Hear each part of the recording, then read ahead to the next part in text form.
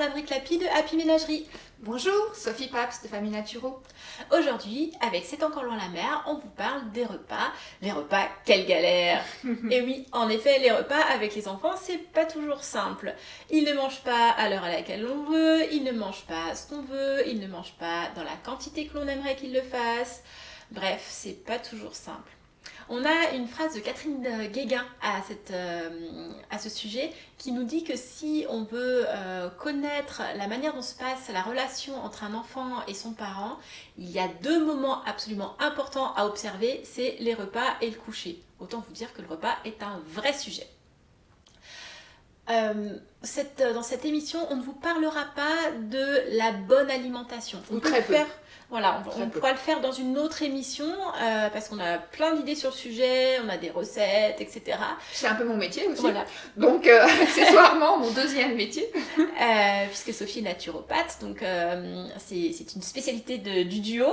Mais là, voilà, on a un parti pris qui est plutôt axé sur cette difficulté concrète du repas pour qu'il se déroule correctement et non pas du contenu de l'assiette.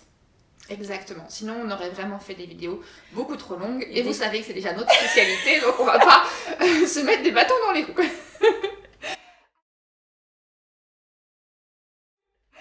Alors, les repas c'est compliqué, ça peut être source de tension, de stress, il peut y avoir du bruit, on peut considérer que les enfants font des caprices ou pas.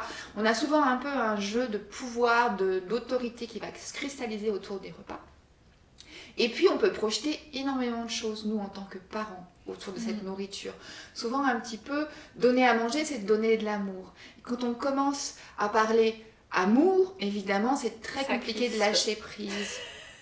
En tant que naturopathe, on répète souvent cette phrase d'Hippocrate qui nous dit que notre alimentation, nos aliments sont notre première médecine. Donc ça veut dire qu'on n'a pas que de l'amour, on a aussi l'idée de la santé qui est derrière l'alimentation. Donc, si vous alliez les deux, des enfants qui doivent recevoir de l'amour et des enfants en bonne santé, vous imaginez un peu le cocktail détonnant. Exactement, tout ce qui se joue derrière et à quel point c'est compliqué. Alors, les repas, quelle galère! Est-ce que c'est vraiment un mythe? Est-ce que c'est une réalité? Qu'est-ce qui se joue derrière tout ça? Que faire si vous êtes concerné, si vous sentez qu'il y a des complications, des tensions qui se jouent autour de l'alimentation de vos enfants? Comment réagir? On va vous expliquer. À tout de suite.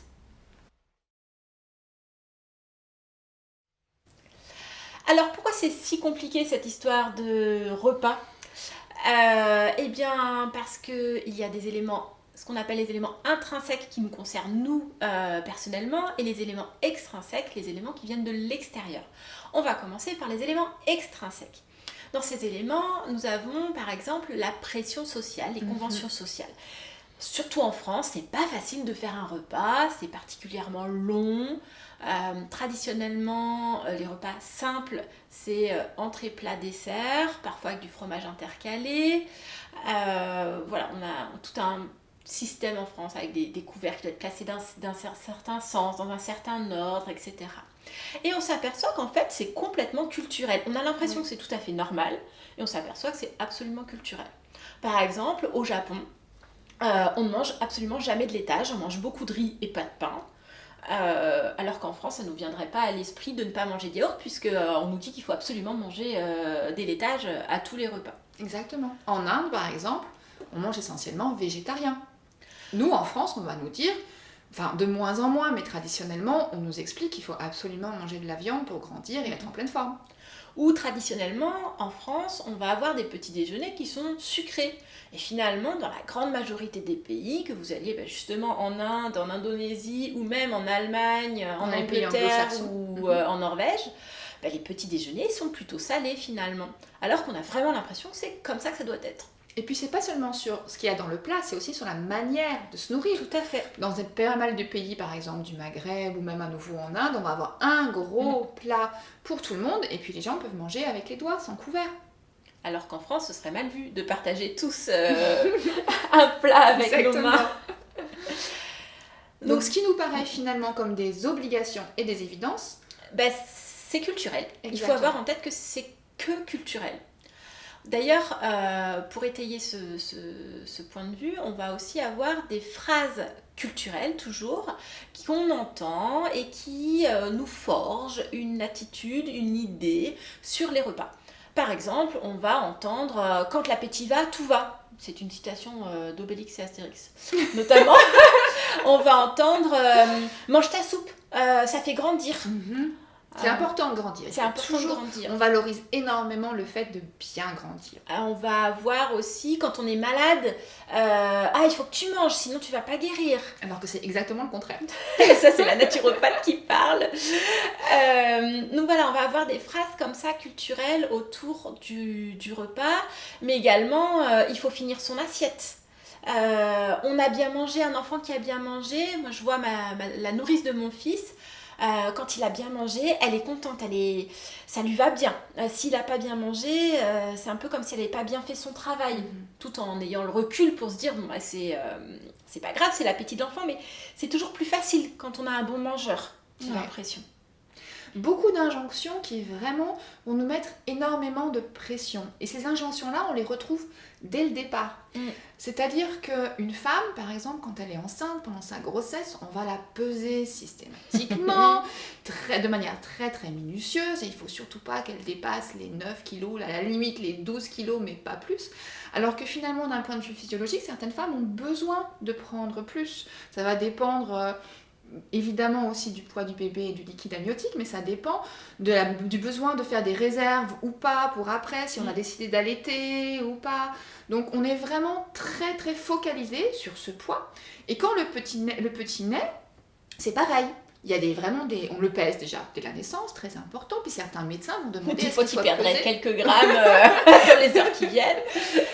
Oui, exactement. Et puis certains médecins vont demander finalement à peser les bébés très régulièrement, et si jamais ils ne rentrent pas exactement dans les célèbres courbes de croissance, c'est la catastrophe, il faut arrêter l'allaitement, il n'est pas assez nourri, etc. Donc il y a vraiment une très très grosse pression. Et à ce sujet, il y a un livre qui est magnifique, qui est super. On est grandes fans toutes les deux, oui, de cet ouvrage. Une bible là-dessus, c'est Mon enfant ne mange pas, de Carlos González, qui est un pédiatre espagnol, qui nous explique en fait ce rapport qu'on a à la nourriture et à l'enfant et la pression qu'on peut se mettre, et l'importance finalement de nourrir son enfant à la demande en se sortant de ces courbes de poids qui nous expliquent sont en fait pas forcément adaptées à nos enfants. Donc voilà, si vous êtes dans ce cas-là, si vous avez des tout petits et que vous avez beaucoup de pression autour de vous, autour de la nourriture, n'hésitez pas. Lisez. Il est génial. Et puis, un point aussi dont on a peu parlé, c'est finalement la charge mentale qu'on peut se mettre. Alors, essentiellement les femmes, même si ça a tendance à changer, ça reste quand même beaucoup comme ça à l'heure actuelle en France. Autour de ça, donc cette pression en fait extérieure va augmenter notre charge mentale personnelle. Alors, ce que je voulais quand même ajouter, c'est qu'il y a parfois de vraies raisons de santé à cette pression. On peut vraiment avoir des troubles alimentaires, alors soit réellement considérés comme troubles alimentaires, soit juste une appétence particulière pour certains aliments qui manquent de minéraux, de vitamines, etc. et qui vont avoir tendance potentiellement à favoriser des maladies, des pathologies ultérieures, ou alors ils vont tout simplement provoquer des troubles du comportement au moment même chez les enfants. Ça aussi c'est important. On ne va pas pouvoir développer, comme on a dit, on le fera potentiellement dans une autre vidéo, mais c'est l'idée derrière que l'alimentation quotidienne a une influence sur notre capacité en fait à gérer nos émotions. Alors je vous montre un livre là-dessus à ce sujet qui est aussi assez bien fait parce qu'il est facile d'accès. Isabelle Filiosa, vous la connaissez peut-être dans le domaine de la parentalité, mais elle s'intéresse aussi beaucoup à l'influence de l'alimentation sur les enfants. Elle a écrit un livre qui s'appelle Un zeste de conscience dans la cuisine qui se lit très très facilement avec des petites recettes à l'intérieur. Et donc elle nous donne par exemple quelques cas, notamment le cas d'une prison aux États-Unis où on a arrêté les encas, les desserts et le sucre et les sodas qu'on a remplacés par des fruits frais. Et on avait eu à peu près une diminution de 80% des troubles et de la violence dans les prisons. Ça, c'est une étude qui a 20 ans, qui malheureusement n'a toujours pas été suivie des faits. Et elle nous en présente d'autres sur les écoles. Et vraiment, on remarque quand on enlève tous les additifs alimentaires, quand on nourrit les enfants correctement, on a une énorme diminution des problèmes d'hyperactivité, d'incivilité et les capacités d'apprentissage des enfants. Donc l'alimentation, c'est effectivement, il est normal que l'extérieur nous mette une certaine pression, mais elle n'est pas toujours adaptée, pas toujours justifiée ou bien placée.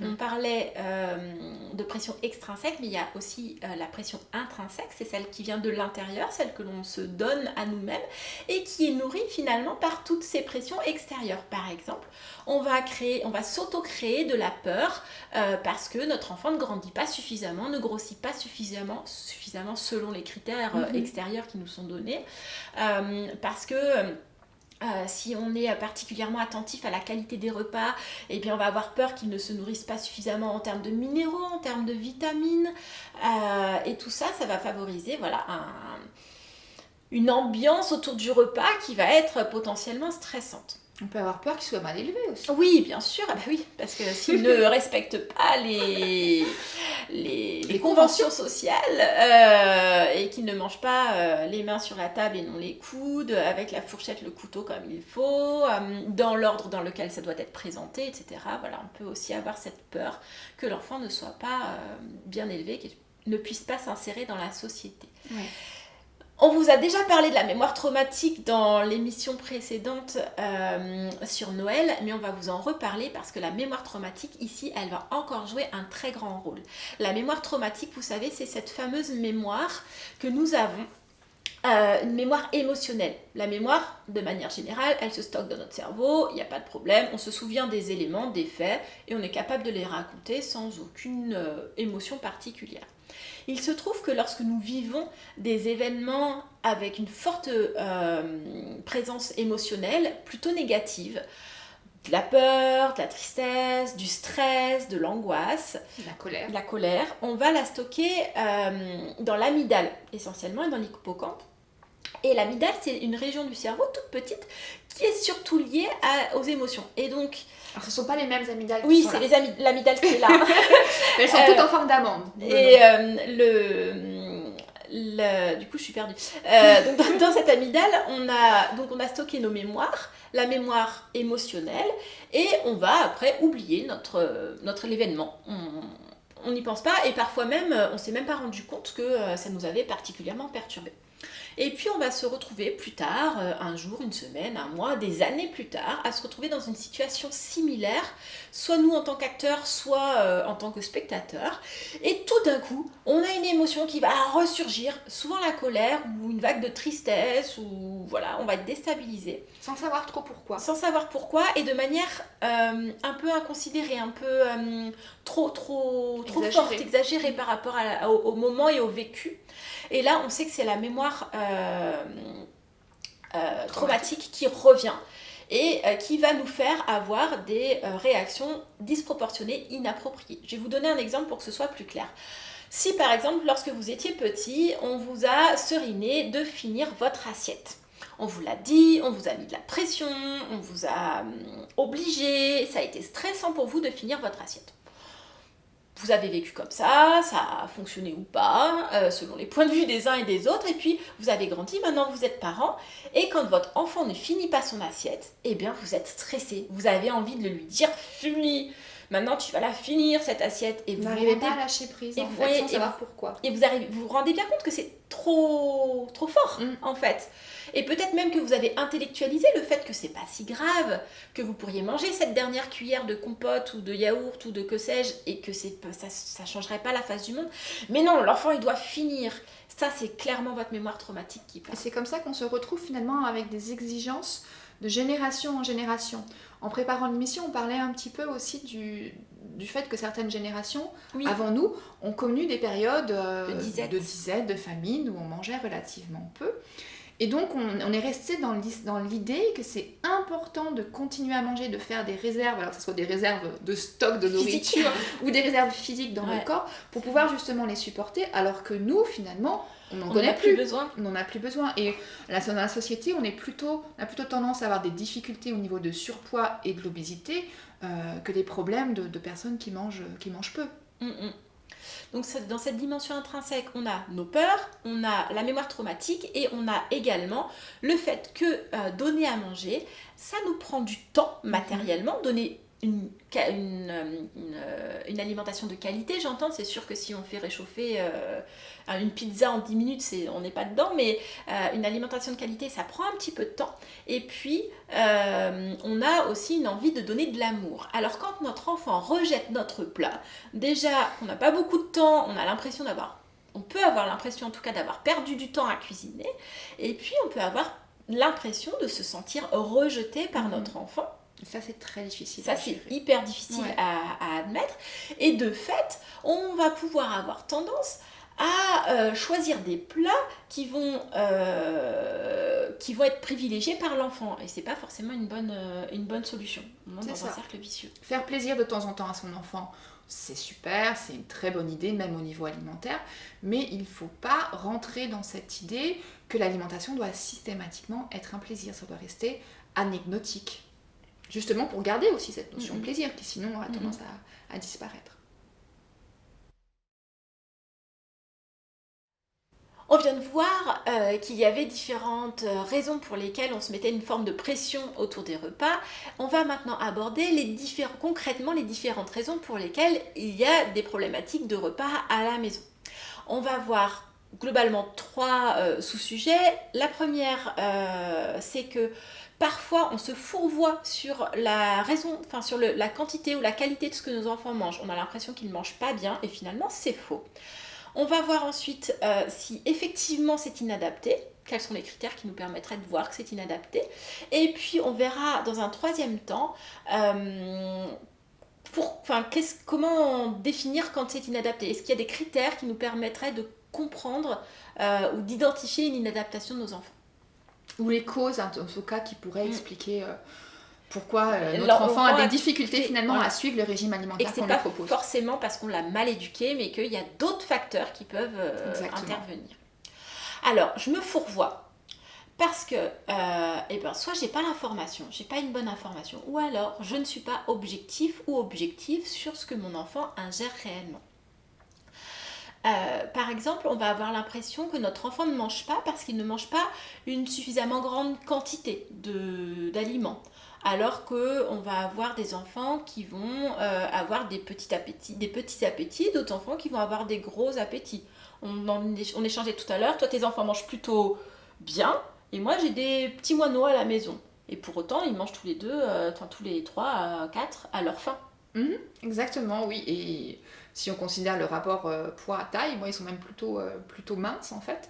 Mais ils ont un métabolisme qui dépense beaucoup d'énergie et ils ont besoin de manger un peu plus. Si on leur sert des portions enfants, ils ont tendance à avoir encore faim derrière.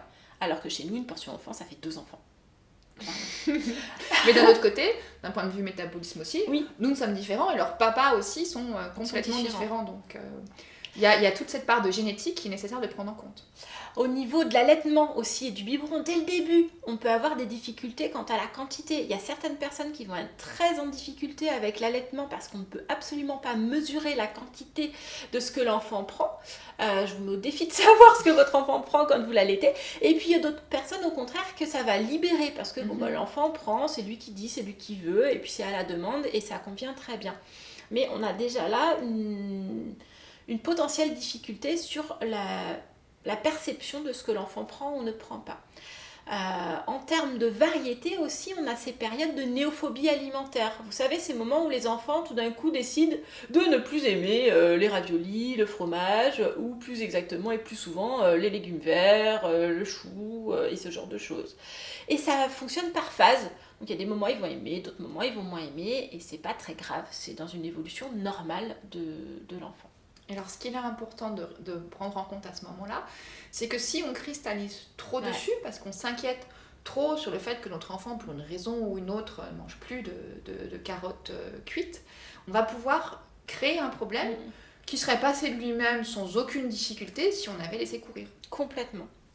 Sur la quantité, je reviens sur la quantité, mais il y a aussi un problème au niveau de la quantité par rapport à ce que nous véhicule la société, encore une fois, au travers des assiettes pour enfants dont on parlait tout à l'heure dans les restaurants, ou de la quantité des petits pots pour bébés ou des plats pour enfants.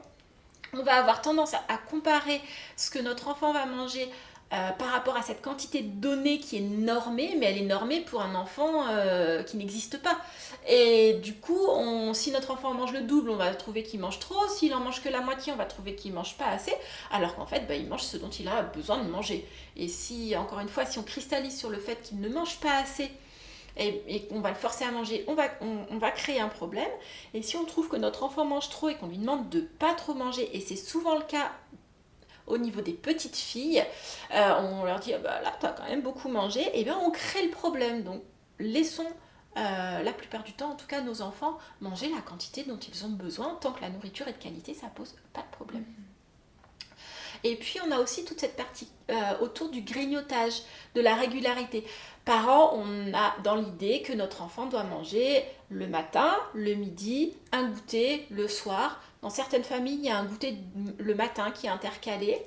Mais on a beaucoup de mal avec le fait que notre enfant a potentiellement besoin de manger à des rythmes plus réguliers dans la journée, peut-être en plus petite quantité. Et moi, je le vois avec mes enfants qui ont un petit appétit, ils ont vraiment tendance à manger par contre de manière beaucoup plus rythmée dans une journée.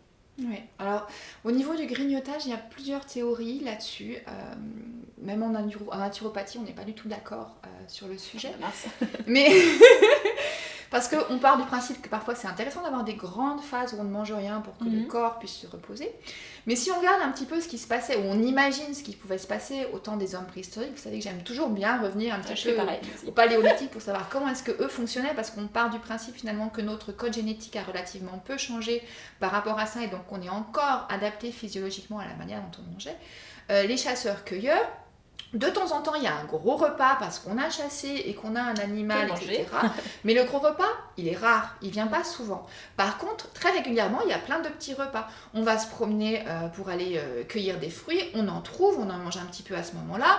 On se repromène, on va trouver des racines, on en mange à ce moment-là aussi. Donc finalement, on peut imaginer que l'être humain est peut-être fait pour avoir de temps en temps des gros repas, mais pas aussi souvent qu'on en fait, et pour grignoter régulièrement.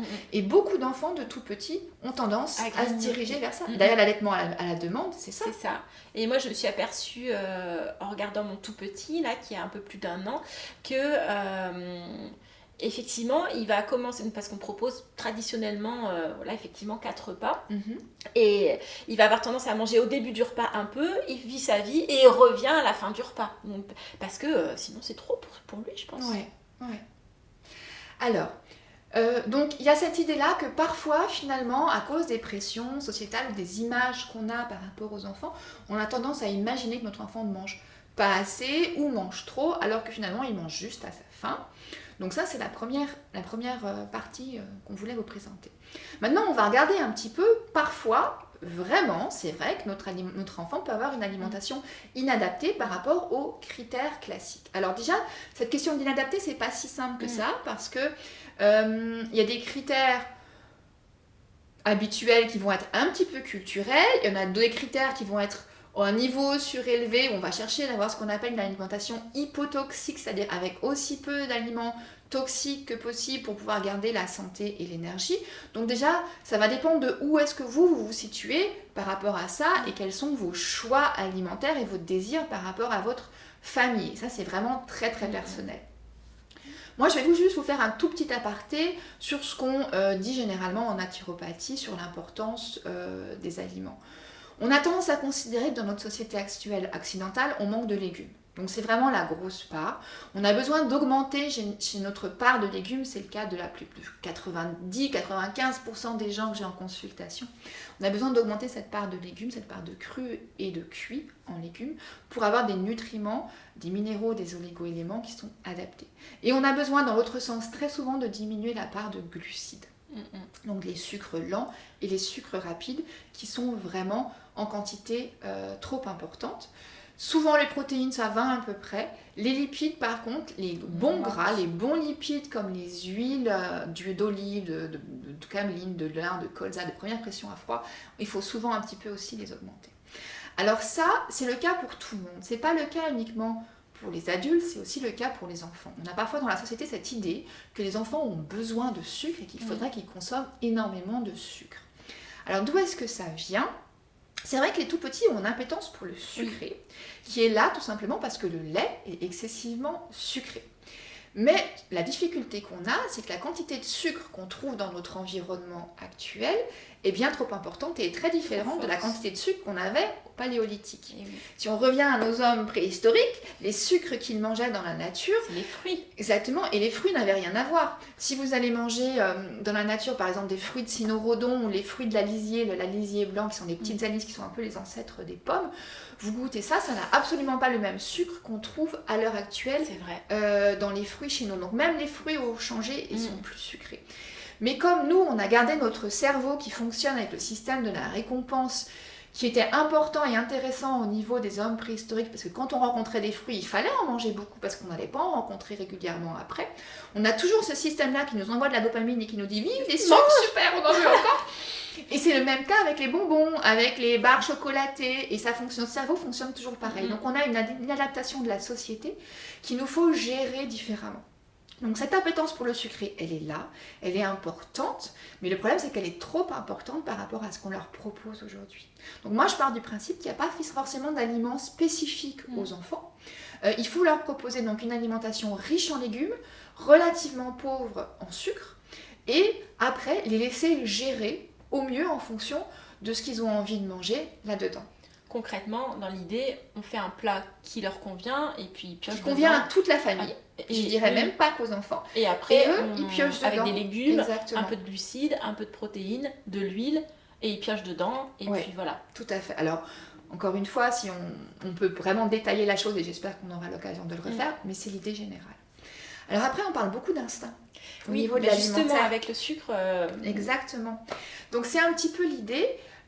Les tout petits, parfois, ils vont avoir tendance à faire un repas avec un aliment.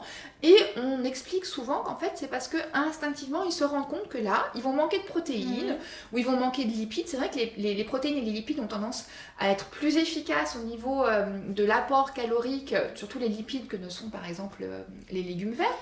Donc peut-être qu'à ce moment-là, ils vont avoir besoin de manger quelque chose d'un peu plus gras ou du fromage, etc. Parce que c'est leur instinct, et ça a un intérêt à observer chez les tout petits. Plus on grandit, généralement, plus on perd cet instinct. Par contre, il faut prendre en considération que l'instinct, il fonctionne uniquement pour les aliments dits naturels. Pour tout ce qui est additifs alimentaires, plats préparés, etc. Ça marche pas avec les barres Mars. Ça marche pas, parce que notre cerveau, notre corps n'est pas adapté à ça.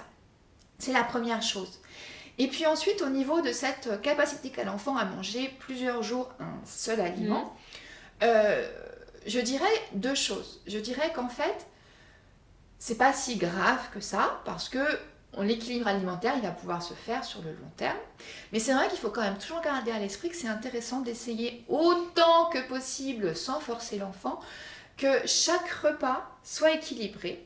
Parce qu'il y a ce qu'on appelle l'importance des associations alimentaires au niveau de l'absorption des nutriments dans l'intestin. Je pense que vous connaissez pour beaucoup l'exemple de la vitamine C et du fer. La prise de vitamine C va aider l'absorption du fer. C'est par exemple le cas, on a beaucoup de plats de viande qui vont être consommés par exemple avec du persil traditionnellement parce que le persil permet l'absorption du fer. Les végétariens connaissent beaucoup l'importance d'associer les légumineuses et légumes secs avec les céréales pour avoir tous les acides aminés dont ils ont besoin. Et traditionnellement en Inde, ça se fait. Exactement. Si tu prends le couscous, il y a des pois chiches dedans. Si on prend le chili con carne, il va y avoir les haricots rouges. C'est quelque chose de traditionnel aussi. Et puis un autre plat, par exemple le ceviche qui se fait en Amérique du Sud, on rajoute beaucoup de coriandre fraîche dedans, qui elle par contre va permettre la diminution de l'absorption des métaux lourds dans le poisson. Et voilà, donc c'est quelque chose qu'il faut garder à l'esprit, ne pas se focaliser là-dessus, mais toujours essayer quand même de proposer des repas équilibrés à chaque repas pour que l'absorption se fasse mieux. Donc voilà, ça c'était un petit peu en général, un petit aparté On est rentré un petit peu dans la manière dont on doit manger parce que c'est quand même intéressant d'avoir ça, mais on insistera sur une autre vidéo. Pour faire une petite transition un petit peu, mais alors c'est quoi un enfant finalement en bonne santé? Comment je sais que mon enfant est en bonne santé? Alors moi, ce que je fais, c'est que je regarde un petit peu, je l'observe l'enfant, et puis je regarde, est-ce qu'il est capable de courir et de jouer 2 heures dehors sans être fatigué? Est-ce qu'il a de l'énergie? Est-ce qu'il Ou est-ce qu'il a des coups de mou, au contraire? est-ce qu'il a des coups de mou Souvent. compliqués, souvent, réguliers? Est-ce qu'il est souvent en maussade et de mauvaise humeur? Alors ça peut être pour plein de raisons qu'il est maussade et de mauvaise humeur, mais ça peut être aussi parce qu'il n'a pas suffisamment d'énergie, apathique aussi, oui, tout à fait. C'est vrai que je vois des enfants des fois qui ont plus de jus. À 18h, ils ont plus de jus. Exactement. C'est impressionnant. Et donc là, on peut se dire que finalement, leur rapport alimentaire n'est pas adapté à leurs besoins en cours de la journée. La deuxième chose qu'on trouve aussi beaucoup, ça va être tous les enfants qui ont du mal à se concentrer, qui bougent beaucoup, qui ont des difficultés à tenir assis sur une chaise ou des difficultés d'apprentissage. Alors là, il peut y avoir un trouble aussi de l'attention qui se cache derrière, mais ce qu'on voit de plus en plus, c'est que ce trouble de l'attention, même s'ils ont une base génétique, etc., ils sont quand même souvent corrélés aussi à des problèmes alimentaires et à des troubles alimentaires. Donc là, ça peut être intéressant d'aller travailler, par exemple, avec un naturopathe ou avec quelqu'un d'autre là-dessus, parce qu'on peut faire beaucoup de choses dans ce domaine. Et donc là, on a des critères pour savoir si l'enfant est en bonne santé. De l'autre côté, il y a des critères d'alerte. Donc tu as parlé de l'apathie, qui est vraiment importante, si elle revient régulièrement. Et puis, donc là, c'est intéressant d'aller encore une fois consulter un professionnel, sachant que le cas où par contre il faut forcément aller directement chez le médecin, ça va être l'anorexie mentale. Là, vraiment, il faut aller se faire aider par un professionnel parce qu'il y a un vrai risque derrière.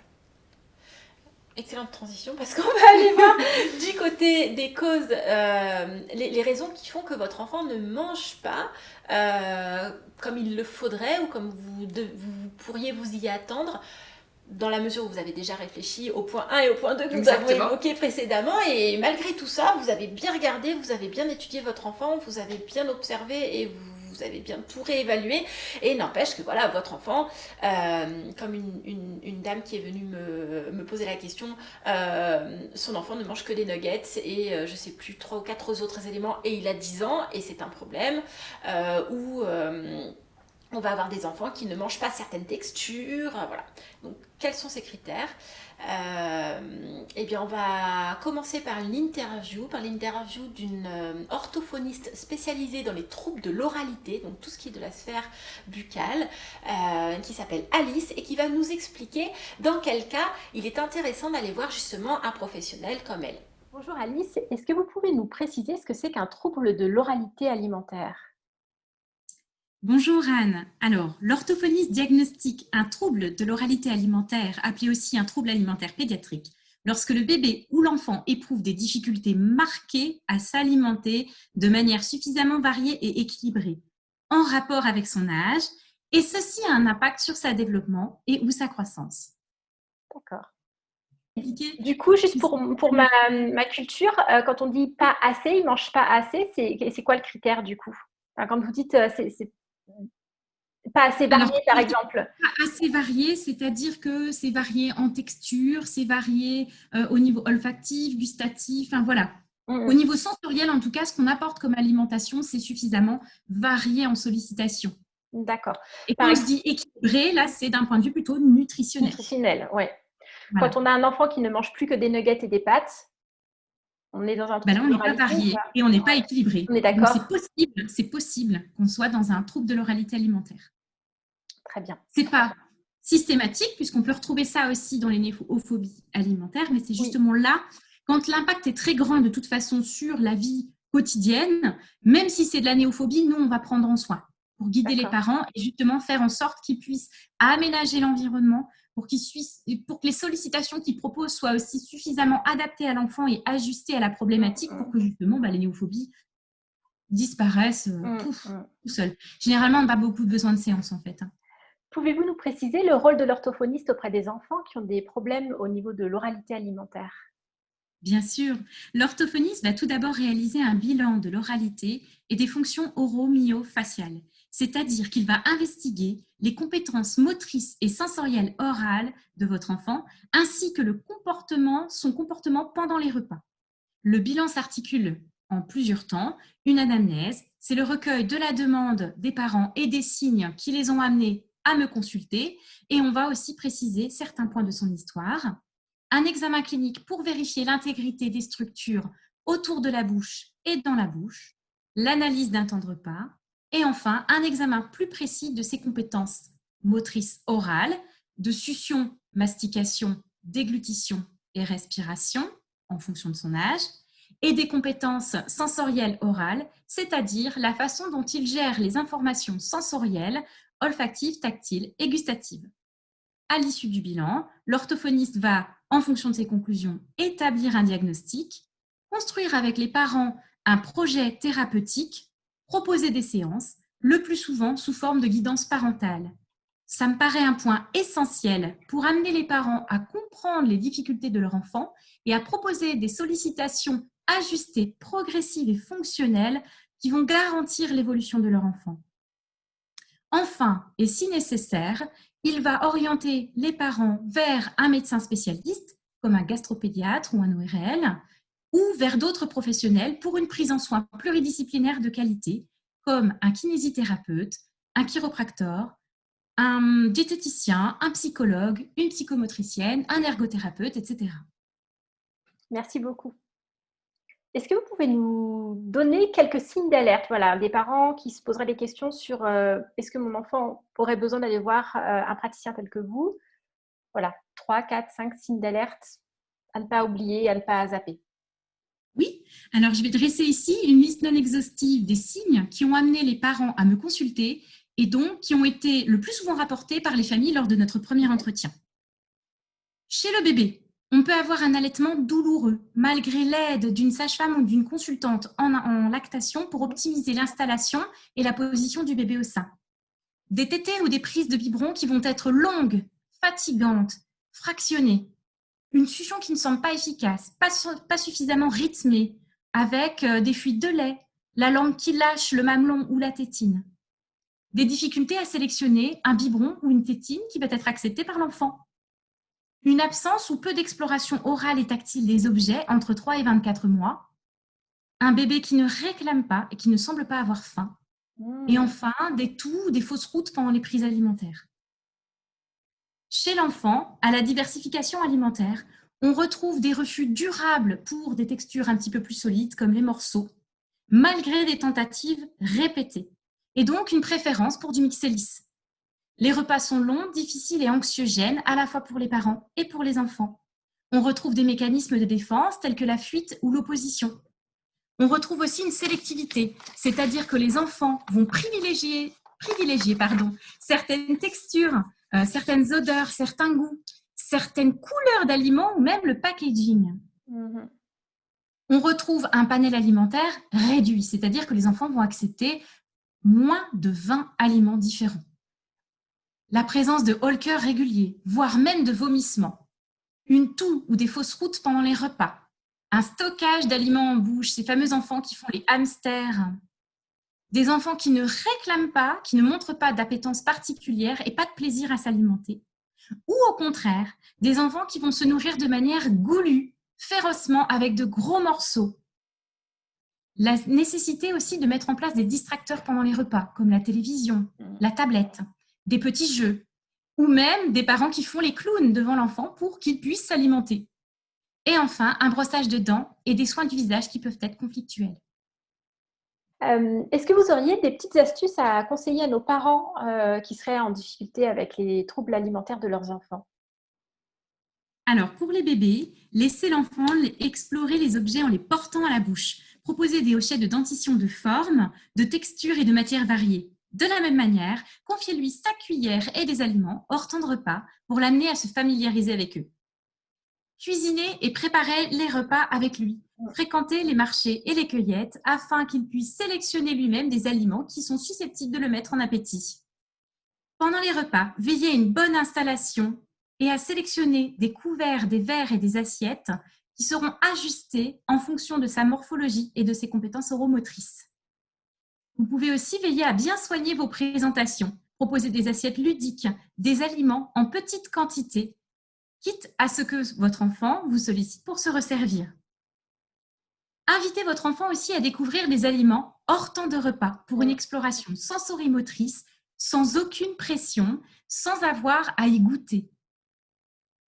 Proposer des jeux de bouche, de souffle, des comptines à gestes avec des sollicitations du visage et du corps. Attention toutefois, pour les enfants qui ne supportent pas les contacts, veillez à ce que ces sollicitations soient bien franches. Et enfin, vous pouvez encourager le jeu symbolique de dinette. On fait manger les poupées, les peluches, mais aussi papa et maman. Ça fait beaucoup rire. Merci beaucoup. Merci Alice pour votre témoignage. Alors, si on continue un petit peu pour essayer de voir quelles peuvent être les causes un peu plus sous-jacentes à cette difficulté qu'ont certains enfants à apprécier les repas qu'on leur propose. On a parlé un peu de l'alimentation et des besoins alimentaires, mais il faut considérer en fait deux choses dans l'alimentation. Il y a ce que j'ingère, ce que je prends vraiment au niveau du repas, et puis il y a ce que je vais réussir à absorber au niveau des intestins. Donc on a vu qu'il pouvait y avoir des différences, des problématiques au niveau des troubles du comportement et de l'humeur parce que certains enfants sont en carence nutritionnelle au niveau minéraux, oligo-éléments et vitamines. Mais ces carences nutritionnelles, elles peuvent aussi avoir un problème au niveau des intestins. Les intestins, c'est l'endroit dans le corps humain où on absorbe les aliments. Le fameux deuxième cerveau. Exactement. Et puis, donc ces intestins, en fait, il y a des petites bactéries, des virus, des agents pathogènes qui vivent à l'intérieur des intestins qu'on appelle le microbiote. Il y a plein de bactéries dont on a besoin, qui sont très importantes parce qu'elles nous aident à digérer notamment les fibres et puis elles ont aussi une influence dans l'humeur, dans le système immunitaire, etc. Parfois ces bactéries-là, les bonnes bactéries avec lesquelles on vit en symbiose, elles sont mises à mal par le stress, par les médicaments, par notre alimentation. Et c'est ce qu'on va appeler la dysbiose intestinale. C'est-à-dire qu'en fait, le vivant, le bio de nos intestins, est dysfonctionnel parce qu'il y a d'autres bactéries qui ne sont pas adaptées et qui se mettent à leur place. Et cette dysbiose intestinale, elle a une grande influence sur notre manière d'être. Elle peut aussi avoir une influence sur notre poids, par exemple. Donc il est possible qu'un enfant qui ait une appétence particulière pour des féculents ou du sucré, ce soit dû à un problème de dysbiose intestinale. Il y a notamment un champignon qu'on appelle le Candida albicans, qui est un petit peu problématique à ce niveau-là. Et puis aussi, on peut retrouver un certain nombre d'allergies alimentaires. On peut avoir des intolérances, des sensibilités particulières, voire des allergies à certains aliments. Il faut que les enfants ne le mangent pas. Exactement, et s'ils le mangent, en fait, ça leur provoque une réaction qui va être néfaste pour eux, sur le long terme et sur le court terme. Et puis on a tous ces problèmes avec les additifs alimentaires, notamment par exemple le phosphate, qui peut être un énorme problème chez les enfants, qui peut provoquer vraiment des réactions excessives. Moi je connais des tout petits qui se tapaient la tête contre les murs, le plancher, à cause du phosphate. Quand on a fait un régime alimentaire sans phosphate, tout est revenu à la normale. Donc tout ça, en fait, il faut partir du principe que tout ce dont je vous parle, les additifs alimentaires, le sucre excessif, les phosphates, le gluten, les lactoses, ça c'est négatif pour tout le monde, mais certaines personnes ont une sensibilité plus importante que d'autres. Il faut presque le voir comme une chance finalement, parce que quand on est sensible, ça veut dire qu'on s'en rend compte rapidement et on peut les enlever. Donc voilà, gardez à l'esprit tout ça. Si votre enfant a tendance finalement un petit peu trop longtemps à refuser un certain nombre d'aliments. Et un certain type d'aliments. Par exemple, les légumes crus, s'il a un problème au niveau de sa dysbiose, ça peut être normal, c'est parce que tout simplement il ne les digère pas correctement. C'est intéressant de vous tourner vers la naturopathie pour vous aider un peu à retravailler sur vos intestins et sur votre alimentation. Et sur celle de leurs enfants, du coup. Alors généralement, le travail il est familial de toute façon parce que... Zut. Oui, je suis désolée. De toute façon, changer l'alimentation d'un enfant, ça n'a pas d'intérêt. Il faut changer de toute la famille. Et puis très souvent, s'il y a une dysbiose dans un membre de la famille, une dysbiose intestinale, il y a une dysbiose chez tous les membres de la famille. Bon, j'avoue que c'est un gros travail, mais que ça porte ses fruits. On peut avoir aussi des enfants qui sont particulièrement sensibles. On appelle ces enfants les hypersensibles. Parfois, ce sont aussi des enfants qui sont ce qu'on appelle les enfants intellectuellement précoces. Ça peut aller ensemble ou pas. Et ce sont des enfants qui vont avoir des difficultés particulières avec certaines textures, certains goûts ou certaines textures en bouche et qui vont avoir une sursensibilité à ce niveau-là et qui vont l'exprimer par un refus de s'alimenter ou un refus de s'alimenter sur tel ou tel type d'aliment. On parle souvent des étiquettes des vêtements qui grattent, c'est la même chose en fait. Oui, voilà, même des types de vêtements quand il y a quand c'est pas des fibres naturelles, etc. Mais en termes de texture, ça va être par exemple des textures qui sont un peu trop pâteuses. Et vous allez vous rendre compte qu'en fait, toutes les textures un peu pâteuses, même le Nutella, etc., ça, ils ne le mangent pas. Ça peut être une des raisons pour lesquelles vos enfants ne mangent pas certaines choses. Et là, c'est assez facile de s'adapter. Après, il est possible aussi que le goût ne lui plaise pas et ne lui plaira jamais. Nous aussi, en tant qu'adultes, il arrive parfois qu'on ait des choses avec lesquelles c'est niette, quoi qu'il arrive. On refuse de les approcher de notre bouche. Et donc, il faut aussi être capable d'accepter accepter cela chez son enfant. Et puis on a, au-delà du goût réel de son enfant, on a tout ce qui est véhiculé par la pub, le marketing, le packaging. Alors on a déjà parlé de ça sur la quantité, mais il y a aussi sur l'appétence que l'enfant va avoir. C'est quand même beaucoup plus chouette de manger un gâteau dans un joli emballage, plastifié et argenté avec un personnage de dessin animé dessus, que une pomme. Et du coup, à la récré, c'est un peu compliqué parfois d'influencer positivement votre enfant. Il dit, si, une pomme, je t'assure que c'est super génial, alors que ses copains, ils ont des gâteaux industriels bourrés de sucre. Voilà, c'est pas évident, mais ça fait partie de ces moment où votre enfant ne va pas forcément manger ce que vous espériez qu'il mange.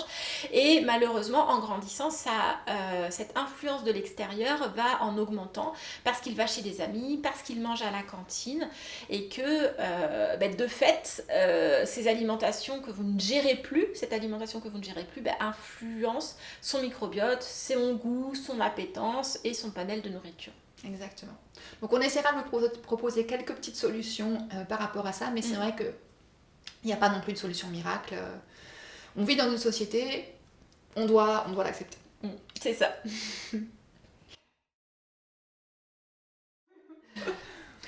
On va passer maintenant au FBI, les fausses bonnes idées que nous avons nous parents qui, on pense, vont nous aider à un moment donné à résoudre la situation et puis si on creuse un petit peu, vont finalement créer des problèmes. Alors c'est souvent dans une temporalité différente, c'est souvent sur le long terme que ça met du temps. C'est la bonne idée maintenant et la mauvaise plus tard. Tout à fait. On va avoir comme idée tout ce qui empêche l'enfant de ressentir son ressenti, qui va l'empêcher de sentir sa satiété, son goût, etc. Alors qu'est-ce que ça va être ? Ça va être parfois l'obliger à rester à la table. Il va s'ennuyer et il va perdre la notion de son corps, de ses besoins, etc. On va l'obliger à manger de tout, par exemple. Si on lui demande de manger toute son assiette, il va perdre sa sensation de satiété, c'est évident. Et ça peut partir d'un bon sentiment. Oui. On se dit, s'il mange régulièrement, il va apprendre de nouvelles textures, de nouveaux goûts, et donc il mangera mieux. Et puis s'il mange habituellement toute son assiette, et comme ça son estomac va grandir et du coup il mangera bien à chaque fois. Sauf que dans la réalité, ça ne se passe pas comme ça. Le risque, c'est que votre enfant commence à détester les repas et puis que ça se cristallise en phobie alimentaire ou pire.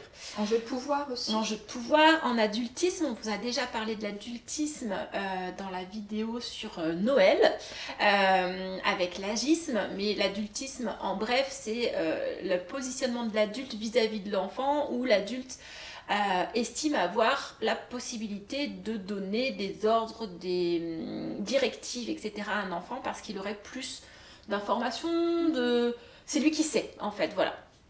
Et évidemment, quand on commence à dire à l'enfant qu'il faudrait qu'il finisse son assiette ou qu'il faudrait qu'il mange absolument ça, on est clairement dans l'adultisme. Et le problème de l'adultisme, c'est que ça ne forge pas de bonnes relations avec les enfants. On ne peut pas avoir une relation d'égal à égal de fait. Alors une manière de faire qui permet d'éviter tous ces mauvais fonctionnements un petit peu délétères pour les enfants, c'est de se repositionner en tant que... Qu'est-ce qu'on ferait avec nos amis en fait ? Moi, c'est vraiment quelque chose que j'utilise beaucoup dans la bienveillance. Quand je me pose la question de savoir si c'est ok de dire ça à mon enfant, de le faire, etc. Je me dis, ok, est-ce que je le ferais à un ami que j'aime bien, quelqu'un que j'aime bien ? Est-ce que s'il vient à la maison et qu'il n'aime pas le plat que je lui fais, est-ce que je vais lui dire, tu finis ton assiette, c'est très bien aimable de goûter un petit peu tout. Et généralement, je me rends compte que je le ferai pas. Une autre manière d'éviter ce genre de comportement, c'est de replonger dans vos souvenirs. Est-ce que vous vous souvenez comment c'était de devoir finir une assiette, essayer de vous souvenir d'un ou deux moments comme ça. Moi, je me souviens d'assiettes de petits pois que je détestais petite, où je les mangeais un à un à la fourchette et où mon assistante maternelle me criait dessus parce que je les mangeais pas assez vite, mais j'étais juste incapable de les manger plus vite. C'était... Oh. Ça t'a pas donné spécifiquement un amour immodéré pour les petits pois? Non. Non, clairement pas. Ni un amour immodéré pour mon assistante maternelle. Oui. De fait. Et je me souviens d'une autre fois où j'étais beaucoup plus grande, hein, mais j'ai fait un voyage initiatique en Ukraine, et en Ukraine ils mangent une espèce de gras de porc de mémoire, vraiment le blanc du porc comme ça, ils le mangent, ils le coupent et ils le mangent, et tout le monde mangeait ça, et la personne qui m'accompagnait m'a dit non mais je comprends que ce soit un peu délicat à manger, le mange pas. Mais quel soulagement. Parce que franchement, je me voyais pas manger voilà, ça me disait pas. Et j'essaye de me souvenir de ça pour les enfants. Ouais. C'est une bonne technique. Ouais.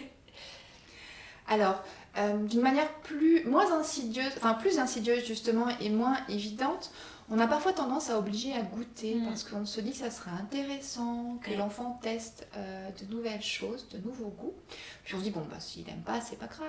Mais oui, il faut c'est une toute petite quantité, mais au moins il doit goûter. Alors, selon moi et selon nous, finalement, c'est la même chose. On ne va pas donner envie à un enfant d'aller vers un plat ou un aliment spécifique en l'obligeant à faire quelque chose. Ça a peu d'intérêt au niveau éducatif. Moi, ce que je fais, c'est que je propose systématiquement, même si je sais qu'un enfant n'aime pas tel type d'aliment, je lui propose quand même, et je mange, et je laisse les autres personnes manger avec plaisir le plat, et au bout d'un moment, l'enfant, il finit par être OK et par être d'accord et avoir envie à nouveau d'essayer s'il sent qu'il n'y a pas de pression derrière. Alors c'est ça qui est compliqué, parce que finalement, on peut ne pas demander, ne pas l'obliger à goûter, mais avoir tellement envie qu'il le fasse que l'enfant le sent, et on rentre quand même dans cette petite idée de pouvoir un petit peu, où l'enfant refuse de goûter juste parce qu'on a vraiment très envie qu'il le fasse. Donc c'est intéressant de réfléchir à ça un petit peu. Et on en discutait tout à l'heure, parce que moi j'ai un peu tendance à demander à mon fils de goûter. Alors je l'oblige pas, mais j'insiste pour qu'il goûte. J'ai remarqué une petite astuce, c'est quand vraiment je vais décrire l'aliment. Si je dis ah bah tiens regarde, ça ressemble à ça, est-ce que tu es sûr que tu veux pas goûter, parce que la dernière fois tu avais goûté, oui, aussi lui rappeler que parfois quand il pensait qu'il aimait pas, et que il avait pourtant adoré, qu'il en avait mangé toute une quantité, parfois ça l'amène à se dire oui bah d'accord, je vais goûter, et puis d'autres fois non, et puis tant pis quoi. Alors aussi on va avoir toutes les techniques de chantage. Alors ça paraît pas comme du chantage au départ, mais voilà, tous les jeux avec les cuillères, pour maman, pour papa, et on fait l'avion et on joue. En fait, qui consiste plus ou moins un petit peu à détourner l'attention de l'enfant, finalement, du repas. Le fait de proposer des jeux aussi à l'enfant à côté quand il est en train de manger.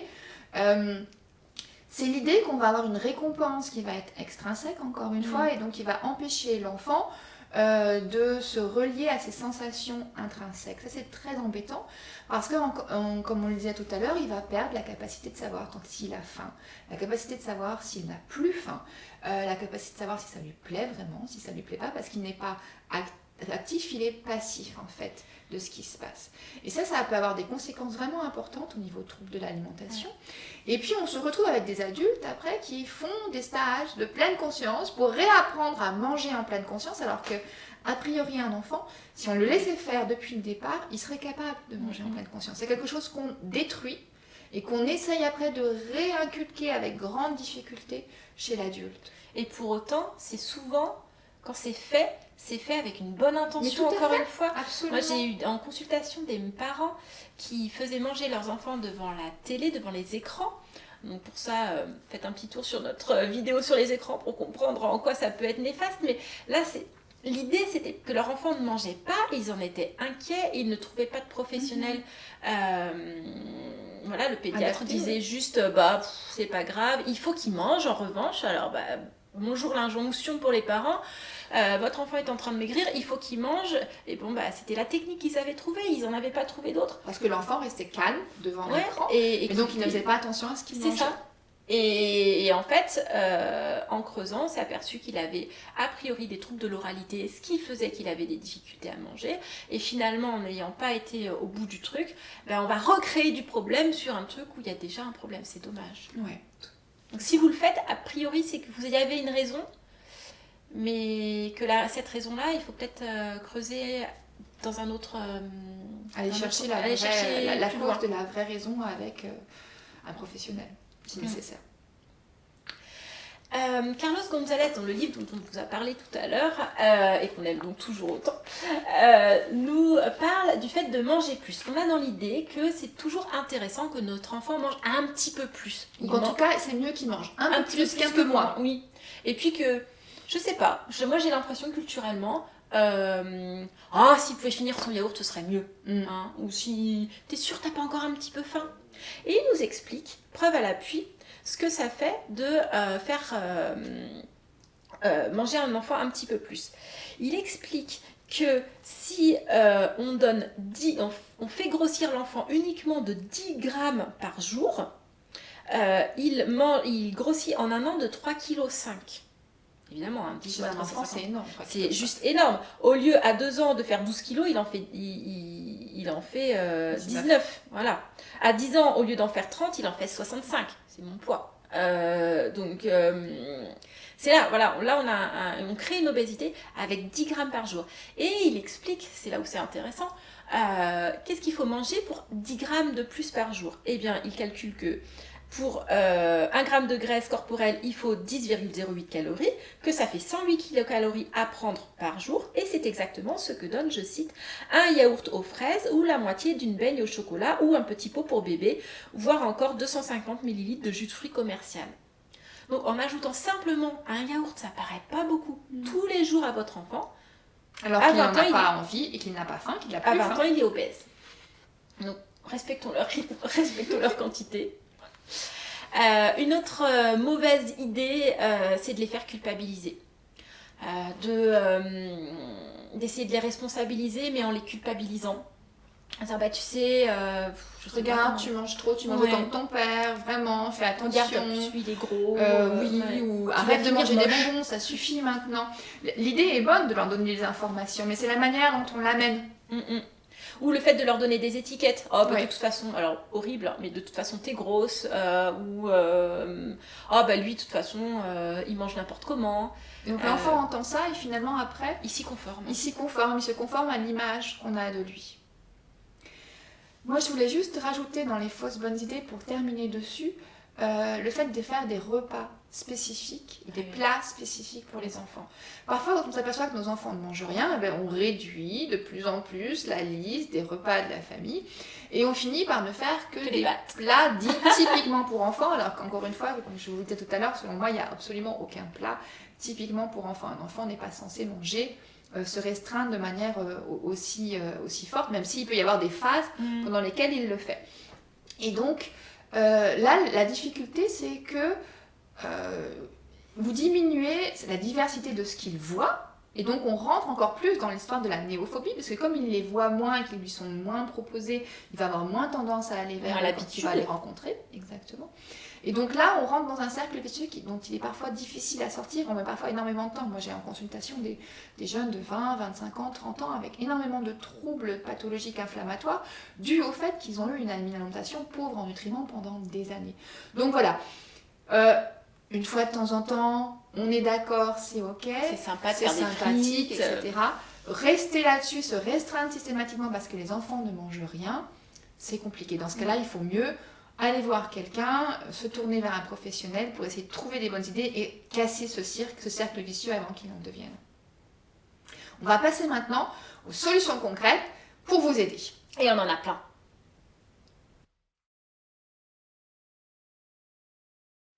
Nous allons maintenant donc vous proposer des solutions pour essayer de gérer ces repas qui peuvent être compliqués et source de tension dans la famille.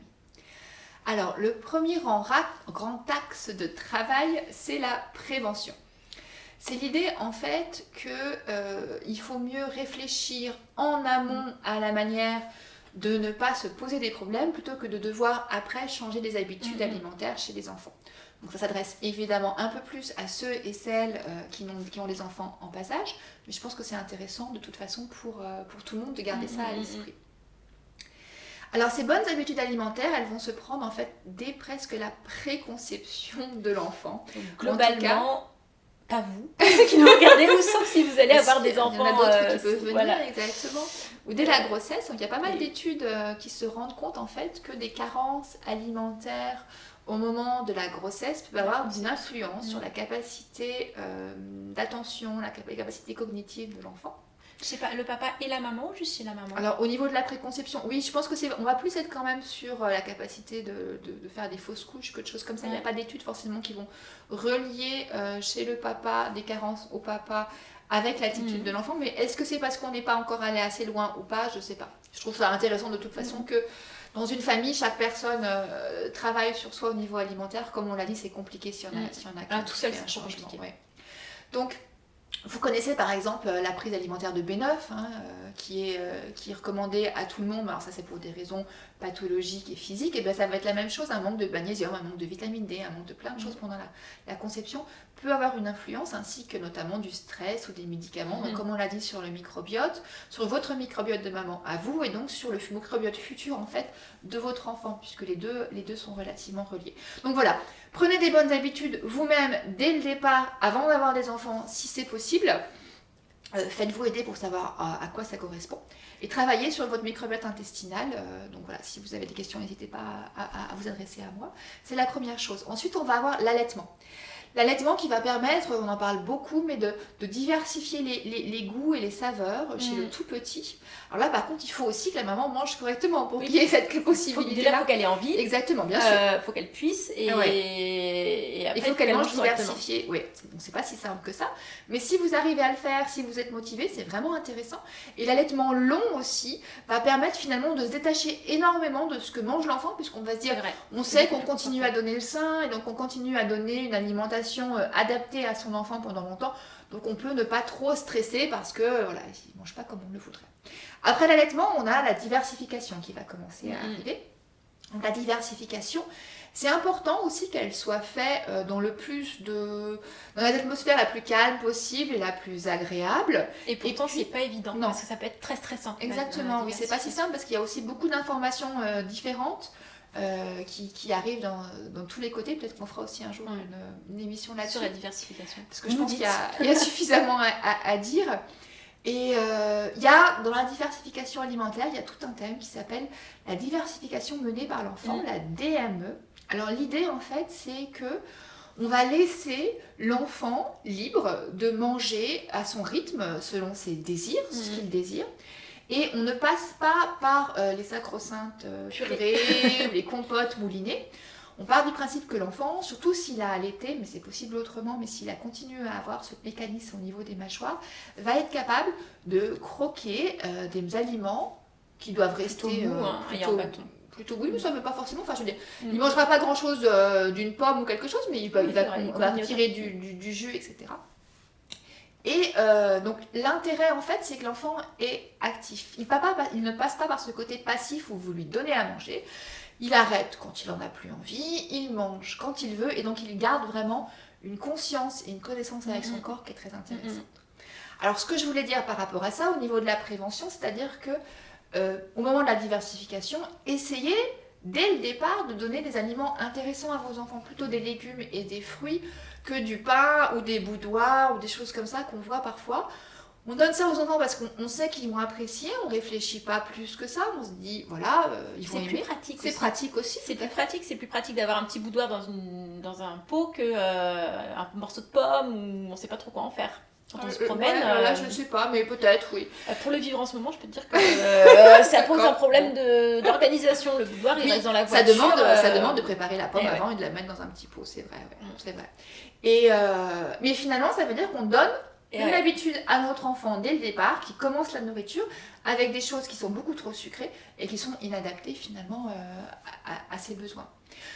On a parlé beaucoup des blocages culturels, donc voilà, essayer de réfléchir à ça. Est-ce que vraiment c'est nécessaire d'avoir des petits déjeuners sucrés tous les jours? Est-ce qu'on ne pourrait pas en proposer de temps en temps des salés? Les goûters, pareil, est-ce que les goûters doivent toujours être des gâteaux? Est-ce que ça peut pas être de temps en temps des fruits ou des oléagineux, des noix, des noisettes? Moi, j'ai vécu en Allemagne pendant longtemps, je voyais beaucoup les mamans allemandes sortir par exemple du chou rave ou des morceaux de pommes complètement fou. coupés en petits morceaux justement dans des petites boîtes pour le goûter. Donc ça aussi c'est culturel. Et si votre enfant, dès le tout petit, vous lui faites associer systématiquement goûter et sucré, vous aurez beaucoup plus de mal après à changer cette habitude. Des grignotages sains sont tout à fait possibles. Donc voilà, essayez de garder ça à l'esprit, plutôt les fruits et les légumes dans ce cas-là pour les grignotages. Et puis, d'une manière générale, n'allez pas dans les extrêmes. Parce que les extrêmes, c'est toujours compliqué. Donc, il faut regarder une alimentation saine et garder son cap, comme on le disait. Mais il faut aussi essayer d'accepter de lâcher prise sur certaines choses. Parce que interdire complètement un type d'aliment à la maison, ça peut contrebalancer et provoquer finalement une addiction particulière chez l'enfant. C'est compliqué du coup, parce que si en fait on en donne trop, ils sont habitués, on n'en donne pas, ils risquent de se jeter dessus chez les voisins ou les copains quand ils y vont. C'est pas simple. C'est pas simple, on est d'accord. Voilà, l'idée générale, c'est si à la maison, l'alimentation est à 80-90% correcte, on peut tout à fait se permettre d'avoir 10 ou 20% d'alimentation qui est, disons, plus une alimentation plaisir, une alimentation, on va dire, plus à base de féculents, de sucre ou de choses comme ça, parce que le reste, en fait, va permettre, chez la plupart des personnes, c'est pas le cas chez tout le monde, encore une fois, je parle ici en termes de généralité, de compenser finalement les manques de temps en temps. Et puis pour terminer aussi au niveau de la prévention, pensez plus à servir peu votre enfant, quitte à le resservir derrière. Voilà, ne pas donner dès le départ des grosses quantités, parce que ça va potentiellement inciter quand même un petit peu à manger plus que de raison. Il faut mieux le resservir si nécessaire. Alors, admettons que vous n'ayez pas eu la chance de mettre en place ces pratiques dès le départ, ou que vous les ayez mis en place, mais que tout ne fonctionne pas encore comme vous le souhaitez. Nous, ce qu'on vous propose, comme on l'a déjà dit dans la partie précédente, c'est d'évaluer très concrètement la situation, avec des yeux neufs, avec une vision claire de la situation. Tu voulais dire quelques mots sur la digestion, toi ? Parce qu'on n'en a pas parlé tout à l'heure. Je voulais juste rajouter que donc, en dehors de l'humeur de l'enfant, il y a d'autres choses, d'autres paramètres qui nous permettent de savoir si a priori on peut considérer que son alimentation est adéquate et qu'il est en bonne santé. Ça va être la manière dont il digère, est-ce qu'il alterne des périodes de constipation et de diarrhée ou pas. Ou qu'il est tout le temps en constipation, tout le temps en diarrhée. Est-ce que son système immunitaire fonctionne correctement? Est-ce qu'il est du genre à toucher malade ou pas? Est-ce qu'il a des problèmes d'eczéma? Est-ce qu'il a toutes ces petites choses, voilà, qui ne sont pas, qui ne rentrent pas dans l'idée d'un enfant en bonne santé, doivent vous mettre la puce à l'oreille pour essayer d'aller chercher un petit peu plus du côté alimentaire s'il y a quelque chose qui manque. Donc voilà, vous avez évalué, la situation est claire pour vous. Première chose, dédramatiser. Plus on dramatise, plus on cristallise, plus on fixe, plus on crée des problèmes finalement. Alors c'est facile à dire, c'est moins facile à faire, mais c'est quand même une clé de la situation. Vous dédramatisez, on vous suggère de dédramatiser et en même temps de garder votre ligne droite. Si votre ligne droite, ça va être de manger plus de légumes, de manger peut-être moins de sucre, etc. Essayez de conserver cette ligne droite et puis d'avancer comme ça, petit à petit. L'idée, ça va être de travailler sur le long terme de la vie de votre enfant et pas sur le court terme, demain, après-demain. Est-ce qu'il va manger clairement son repas? Pour ne pas aggraver les situations, on vous suggère de prendre un petit peu de recul aussi. La plupart des phases alimentaires, elles ne durent pas très longtemps. Observez, attendez un peu, attendez quelques semaines. Ça se trouve, votre enfant, il mange plus de brocoli et plus de verre. Et il est en pleine néophobie alimentaire, c'est pas grave. S'il commence à manger uniquement du poisson pané et du riz depuis 6 mois et qu'il a 12 ans, là, on s'inquiète un peu plus. L'idée, ça va être de faire en sorte que le repas ne soit pas une lutte de pouvoir, qu'il n'y ait pas un adultisme exagéré sur le sujet. On voulait vous parler aussi des placards, du contenu des placards. Une suggestion qu'on peut faire, c'est au lieu de lutter tous les jours pour que l'enfant ne mange pas telle glace, tel bonbon, tel gâteau, etc., c'est simplement de ne pas les acheter. C'est pas toujours simple parce que ça veut dire que du coup, le reste de la famille non plus les mange pas. Mais vu d'une certaine manière, c'est plus simple. C'est-à-dire qu'au quotidien, on se simplifie sa vie de parent. Moi, j'ai plusieurs exemples autour de moi de personnes qui laissent un placard ou un tiroir avec des bonbons, et certains enfants sont plutôt assez à l'aise avec le fait de prendre un bonbon de temps en temps. Et puis il y en a d'autres avec lesquels c'est beaucoup trop compliqué, ça ne fonctionne pas. Donc à vous de choisir la bonne approche pour vous et pour votre enfant et pour vos enfants si vous en avez plusieurs. C'est là que ça se complique. Il y a tellement de paramètres en C'est fait ça, qui rentrent en ligne Très de très compte compliqué. par rapport au côté émotionnel de la nourriture, par rapport au transgénérationnel, Physiologique. aux choses, au côté aussi génétique ou pas, que c'est difficile en fait un petit peu de pouvoir régler ça d'une manière générale. Dans le doute, j'aurais tendance à dire, utilisons le principe de précaution et restons prudents. Donc dans le doute, on évite. On avait dans l'idée aussi de vous donner une de nos astuces, c'est d'éviter de devancer les besoins de l'enfant. Ça sert à rien d'avoir ce placard de bonbons si votre enfant il a 2 ans et qu'il ne mange pas de bonbons. Par contre, si il a 6 ans, avec les copains il y a des bonbons, ou il en a reçu à Noël, à Halloween, et que vous ne savez pas quoi en faire, vous pouvez essayer, regardez s'il est capable de se... Il y a des enfants qui gèrent ça très bien, et puis il y en a d'autres pour lesquels c'est donc un peu plus compliqué. Une autre piste, c'est comme à chaque fois, c'est de donner le bon exemple. C'est-à-dire que vous ne mangez pas des gâteaux régulièrement, des bonbons, des sucreries, des choses pas bonnes pour la santé. Ça semble évident, et c'est à la fois le plus simple et le plus difficile parce que ça demandera de travailler sur soi.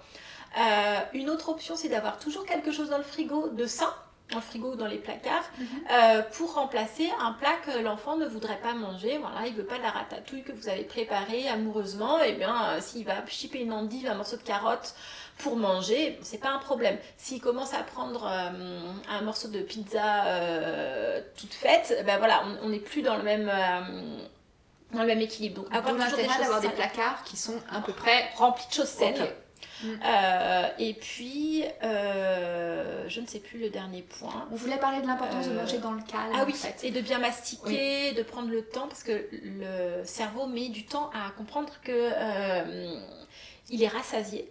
Et mastiquer, ça permet aussi de faire une prédigestion, et donc du coup de pouvoir assimiler mieux les minéraux, les vitamines, etc. Donc c'est important de bien mastiquer dans le calme et sans écran, mais ça vous commencez à nous connaître sur les écrans. Dans le cas où le problème est déjà un petit peu installé, ça peut être intéressant d'essayer de rendre la nourriture plus attrayante. Alors pour ça, il y a différentes pistes qui sont souvent citées. On va juste vous les résumer là à nouveau. C'est intéressant que l'enfant participe le plus possible à la préparation des repas et qu'il connaisse en fait la nourriture. Donc voilà, si vous avez la possibilité de faire un jardin, de l'amener au marché, de lui faire participer à la préparation des repas, même de mettre la table tout simplement, que ce ne soit pas un moment dont il est exclu, ça peut vraiment l'aider à rentrer plus facilement dedans. Tout à fait. En dehors des repas, on peut par exemple aussi proposer des jeux découvertes autour du goût, autour des odeurs, autour de la texture. Si le moment du repas est déjà un peu compliqué, privilégiez ces jeux-là à l'extérieur, histoire qu'on ne rentre pas dans cette histoire de petits pouvoirs d'autorité compliqués. Et si le repas se passe bien, on peut le faire au moment du repas. Tout à fait, absolument. Essayez, si vous désirez donc avoir des changements alimentaires, de le faire en douceur. Tout doucement. Donc par exemple, si vous voulez rajouter de la farine complète, essayez de le faire dans les gâteaux petit à petit, diminuer le sucre aussi petit à petit, des gâteaux. Essayez de faire en sorte que ce ne soit pas du jour au lendemain. C'est très très compliqué pour beaucoup d'enfants les changements du jour au lendemain parce que ça leur fait peur, parce qu'ils ne connaissent pas. Donc voilà, tout doucement. Vous pouvez vous mettre des défis aussi. Tout simplement, on peut essayer de faire une journée où on mange, je ne sais pas du tout de sucre, voir si ça fonctionne ou pas. Ça peut être intéressant de les faire manger aussi avec leur père et essayer de trouver des amis qui ont des enfants qui mangent plein de choses et très variées. Parce que si les enfants voient que leurs copains mangent quelque chose, ils peuvent avoir envie d'essayer.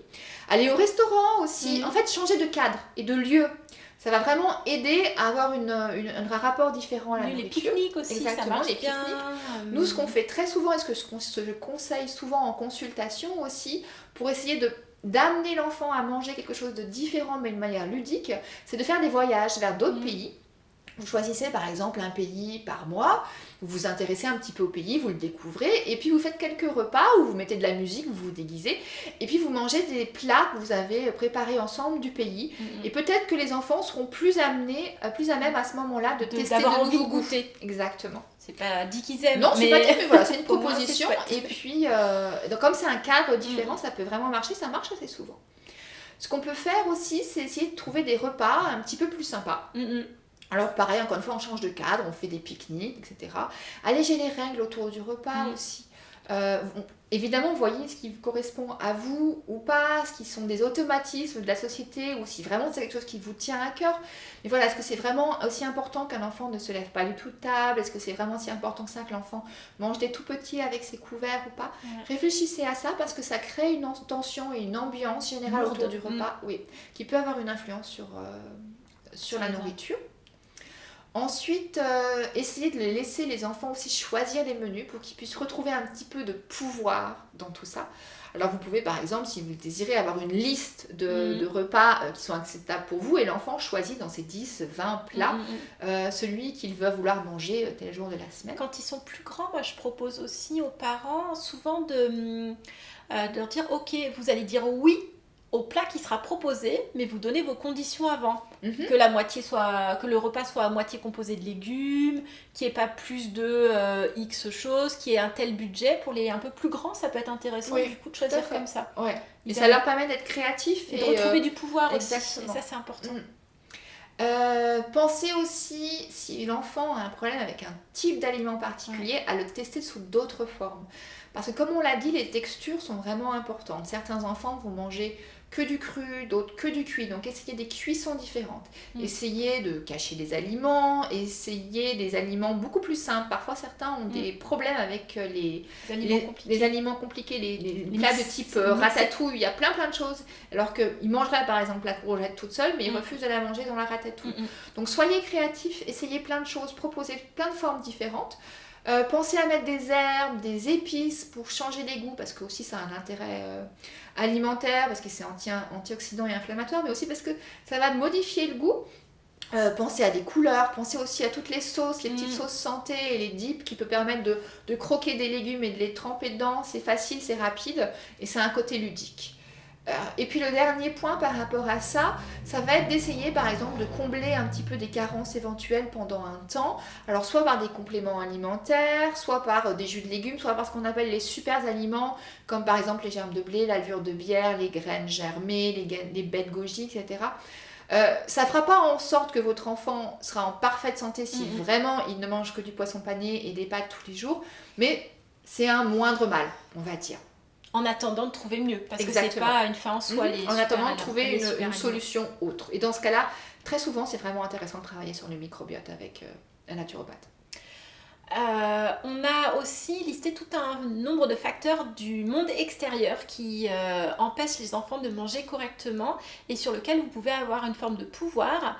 La première, ça va être d'expliquer le fonctionnement du corps. C'est important, même quand ils sont petits, de leur expliquer le pic d'insuline pour le sucre, le besoin de vitamines, de minéraux pour le corps.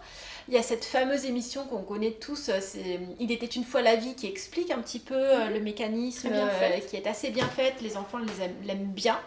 Mais voilà, tout autre système est bon à prendre. On vous suggère également de faire attention aux publicités, qu'elles soient sur les écrans, sur les papiers. Les enfants sont assez attirés par le marketing, le packaging, c'est fait pour ça, hein, qu'il y a des personnes qui travaillent dessus pour les attirer. Et donc, vous pouvez mettre des stop pubs pour éviter d'avoir la pub papier. Vous pouvez faire voir les émissions en replay. Il y a souvent moins de pubs, même s'il y en a toujours un petit peu. Mettre des bloqueurs de pubs sur les écrans.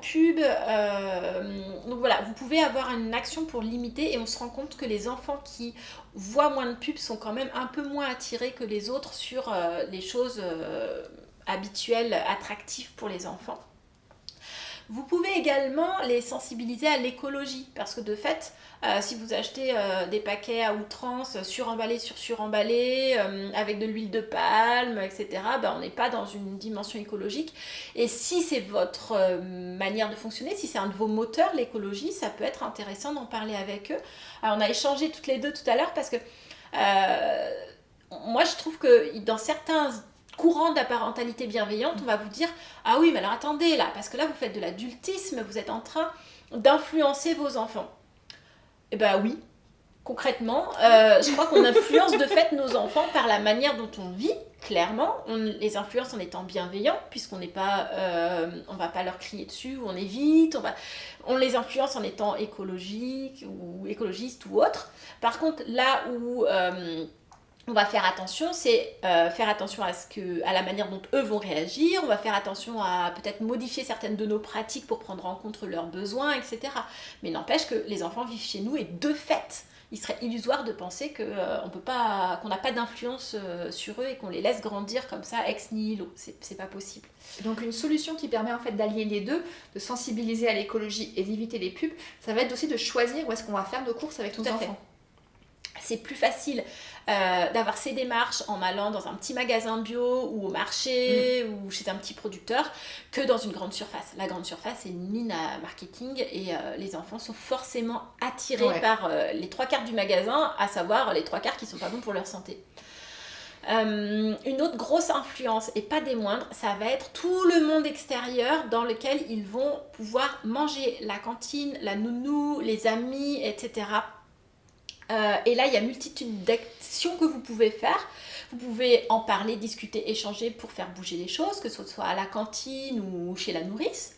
Vous pouvez réfléchir au fait que votre enfant n'est peut-être pas obligé d'y aller finalement, ou peut-être que vous pourriez vous positionner différemment, donner les repas pour votre enfant qui va chez la nounou, éviter que votre enfant aille à la cantine tous les jours.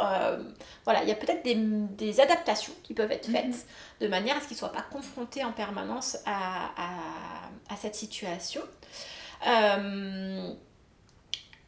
Comme toujours, on va vous dire qu'il faut que vous soyez un modèle et que ce modèle soit là le plus tôt possible dans la vie de l'enfant et qu'il soit maintenu le plus longtemps possible.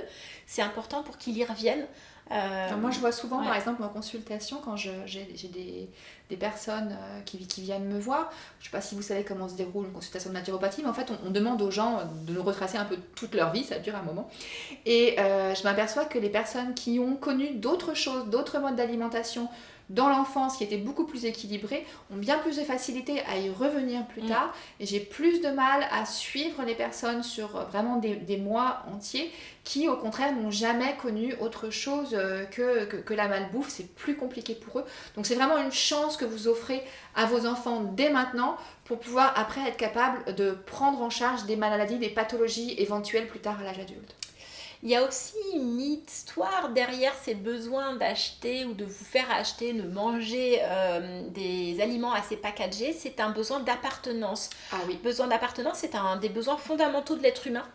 C'est très très fort et votre enfant peut avoir besoin d'appartenance avec ses camarades d'école, notamment je pense à ça.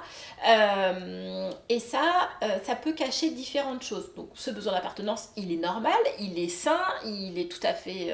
voilà. Mais si votre enfant veut absolument telle ou telle nourriture, tel ou tel gâteau pour faire comme les copains, ça peut valoir le coup, au-delà de faire quelques petites entorses à votre direction habituelle, de regarder s'il n'a pas un manque de confiance en soi, en lui, s'il a besoin absolument d'être inséré dans ce groupe et s'il ne le fait pas de manière erronée, on va dire, c'est pas le bon terme, mais s'il ne le fait pas de... en tout cas, si vous ne pourrez pas remplir son besoin d'appartenance d'une manière qui nous convienne un petit peu mieux. Et donc voilà, est-ce qu'il n'est pas dans une forme de mal-être, dans une forme de peut-être de rejet des autres aussi, et donc il veut absolument rentrer dans un groupe par l'alimentation, et bien peut-être que vous pourriez en discuter avec lui et voir comment il pourrait combler ce besoin d'appartenance par une autre manière que l'alimentation, ou que l'alimentation soit un accessoire et pas le centre de cette activité-là, c'est ça. de cette action-là. Vous pouvez aussi parler des différences et du fait qu'être différent c'est chouette, parce que c'est comme ça que le monde fonctionne, avec des différences, et que c'est comme ça qu'on se nourrit les uns des autres. Ça peut être intéressant. Ça peut se faire par les livres, par des films, mais aussi par la rencontre avec des personnes différentes, des personnes handicapées par exemple, et voilà, et parler du fait que on n'est pas tous pareils, et puis finalement on peut assumer le fait d'être différent et d'avoir des valeurs différentes. Même si ça reste très compliqué pour les petits, bien on sûr, est complètement consciente, mais l'idée ça va être de nourrir ça. De nourrir aussi l'esprit critique. Et là, attention, si vous nourrissez l'esprit critique de votre enfant, attendez-vous à ce qu'il vous critique de temps en temps. C'est pas grave, c'est que ça aura fonctionné. Et puis, on a aussi, on voulait faire une toute petite chose, mais sur l'influence de la fratrie. C'est que c'est pas tout à fait la même chose de faire ça quand on a un enfant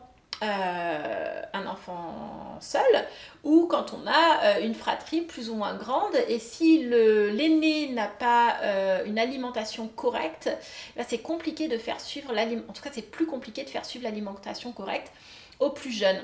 On vous dit ça tout en maintenant une petite parenthèse qui attention à ne pas mettre une trop grande pression à l'aîné, parce que c'est quand même quelque chose qui est assez courant, justement pour qu'il ne donne pas d'influence au suivant, mais en tout cas faites attention dès le premier enfant, parce que ça va être difficile après, si lui n'a pas pris de bonnes habitudes alimentaires, ce sera plus compliqué. Parce que très souvent l'aîné en fait sert beaucoup plus de modèle au deuxième, au troisième que les parents.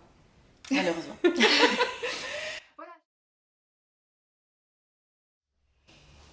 Alors je crois qu'on a tout dit, ça y est, c'était un peu long, tout ce désolé. qu'on voulait dire. Alors en conclusion, pour faire très rapidement, augmenter la part de légumes, diminuer la part de sucre, essayez de gérer ce qui se passe dans votre famille sans trop vous stresser, en gardant à l'esprit qu'il est normal que les enfants aient des phases où ce soit un petit peu plus compliqué. N'essayez de pas leur mettre des étiquettes, de valoriser les enfants d'une manière générale pour qu'ils se sentent bien et qu'ils aient plaisir à manger. Attention au placard, attention aux courses. N'oubliez pas, vous proposez, il dispose, et puis essayez de lâcher un petit peu prise sur ce qui se passe à l'extérieur. Voilà. On voulait vous présenter quelques livres pour terminer.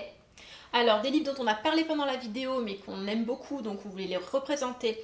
Un zeste de conscience dans la cuisine d'Isabelle Filiosa, qui est un livre qui se lit très facilement, très rapidement, bien chapitré, avec tout un tas d'études. Et moi, j'adore les livres avec plein d'études. Et des recettes de cuisine également, pour manger de manière équilibrée, sensée, en famille. Mon enfant ne mange pas de Carlos González. Là, on est plus sur des enfants de 0, 3, 5 ans, on va dire. C'est un docteur, comme vous l'avez présenté tout à l'heure, espagnol, et qui vous explique les différentes courbes, pourquoi elles ne sont pas toujours à suivre, pourquoi l'enfant à 1 an se met un petit peu moins à manger, etc. Il est très dédramatisant, très chouette, très très très chouette bouquin. Un livre que moi j'aime beaucoup, qui s'appelle L'histoire des peurs alimentaires. Alors là, on n'est plus du tout dans le monde de l'enfant, on est vraiment... c'est une historienne qui parle du Moyen-Âge à l'aube du XXe siècle, les différentes peurs alimentaires autour de la viande, autour des légumes, Voilà, qu'est-ce qui s'est passé, de quoi finalement on est nourri. Nous, on parlait de transgénérationnel, on en est un petit peu là dans cet ouvrage. Si vous êtes historien ou fan d'histoire, c'est chouette. Catherine Guéguin, on ne vous la présente plus. Vivre heureux avec son enfant comporte un chapitre sur les repas. Et elle vous donne quelques astuces et elle explique aussi dans le cerveau de l'enfant ce qui se passe. Toujours intéressant de lire Guéguin. Un livre de la Leche League sur le sevrage, la fin de l'allaitement pour des enfants petits mais aussi pour les plus grands. Quand c'est un allaitement long, avec une dédramatisation aussi, et puis un retour à une forme de réalité. Ils vont beaucoup travailler sur les oui-dire, ce qu'on dit, les mauvaises raisons pour lesquelles on sèvre, ou les bonnes raisons pour lesquelles on sèvre. Très chouette bouquin. Et qui parle aussi du sevrage naturel, ce qui est assez rare, très rare. Enfin, c'est difficile de trouver des livres sur le sevrage naturel. Moi, je vais vous présenter des livres un peu plus costauds au niveau lecture, un peu plus scientifiques, mais qui sont aussi accessibles aux personnes qui n'ont pas forcément de formation dans le domaine. Il y a un très très grand classique du docteur Jean Seignalais, l'alimentation de la troisième médecine, en fait, qui nous parle de ce qu'on appelle l'alimentation hypotoxique. Avec par exemple des thèmes qu'on retrouve chez le docteur Kousmine aussi dans ce domaine-là. Donc la première partie, c'est les bases de l'alimentation hypotoxique, et après il reprend différentes pathologies où il nous explique comment est-ce qu'il a travaillé avec des malades atteints de ces pathologies-là et les résultats qu'il a obtenus, donc soit des améliorations importantes, soit parfois ça n'a pas fonctionné. Et il le dit très concrètement. Il est très chouette. Moi, et c'est pour ça que c'est assez sympathique, ce côté en fait très ouvert, voilà, sur tant de malades, ça a fonctionné chez tant de personnes, plus ou moins bien, etc. Et ça, c'est vraiment intéressant à lire. Vous avez aussi le syndrome entéropsychologique, le GAPS syndrome, du professeur Campbell, Dr Campbell. Alors elle est plus sur le microbiote intestinal et sur l'importance de l'alimentation et du microbiote intestinal dans les troubles dits de l'attention, mais aussi dans les troubles du spectre autistique, puisqu'elle s'occupe d'accompagner des enfants autistes avec l'alimentation, et donc elle a souvent une diminution de la densité des troubles du spectre autistique, donc c'est vraiment super intéressant si vous êtes concerné, ou pas d'ailleurs, si le sujet vous intéresse. Un classique mais relativement moderne, parce que ça fait pas très longtemps qu'il est sorti, ça fait quelques années, David Perlmutter, qui est sur les intestins au secours du cerveau, qui nous parle donc de l'importance du microbiote dans les maladies inflammatoires et les maladies dégénératives comme Alzheimer et Parkinson. Il en a fait un deuxième sur les glucides et le cerveau. Donc ça se complète un petit peu. Il parle un petit peu des mêmes choses, mais les deux se complètent. Et puis enfin, pour terminer, 2 livres de recettes, mais pas que, parce que je les ai choisis parce qu'il y a aussi toute une partie explication au niveau naturopathique de l'importance de manger telle chose ou pas. Donc on en fera une vidéo là-dessus, mais là ça vous permet d'avoir un petit peu d'informations si vous ne pouvez pas attendre. Et ce sont à chaque fois des recettes qui sont relativement faciles d'accès et pas trop compliquées à faire. Donc on a Détox gourmande d'Eva Claire Pasquier. Et puis je vous présente aussi, alors c'est l'assiette de la femme enceinte de Candice Lévy, mais vous pouvez l'utiliser même quand vous n'êtes pas enceinte. Et puis il est vraiment bien fait aussi, très facile et puis très agréable à lire. Voilà, donc on a terminé notre vidéo.